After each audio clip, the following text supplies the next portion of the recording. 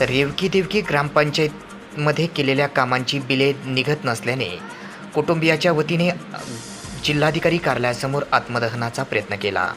मात्र पोलिसांचे प्रसंगावधान साधून या ठिकाणी मोठा अनर्थ टळला. सदर आत्मदहनाचा प्रयत्न आज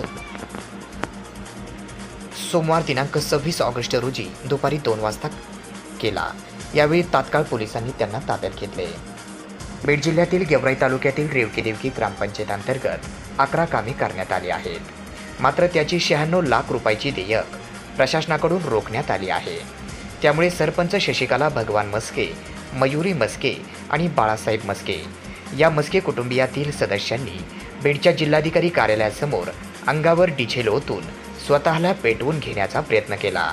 परंतु याच दरम्यान पोलीस प्रशासन दाखल झाल्याने मोठा अनर्थ टळला.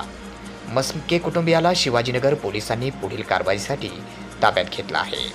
जवळपास तासभर जिल्हाधिकारी कार्यालय परिसरामध्ये हा गोंधळ सुरू आहे. तात्काळ पोलीस प्रशासनाने देखील धांदल उडाली होती.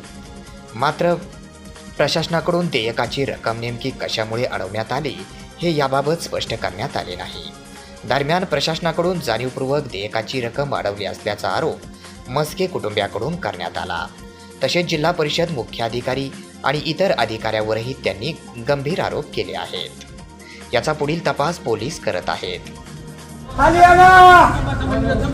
थांबा म्हणजे आम्ही एवढं लांब 10 महिन्यापासून सोडतोय. तुम्हाला 2 मिनिटं नाही का? त्यांना विषय माहिती आहे, पत्र दिले, मी सांगितलंय त्यांना, अनेक वेळा भेटलोय मी. ओ कलेक्टर साहेब या ना खाली, कलेक्टर साहेब या, आम्हाला माचीस लावा, पेटवा आम्हाला. अशा प्रकारे तात्काळ त्या कुटुंबियाला पोलिसांनी तात्काळ ताब्यात घेतले आहे.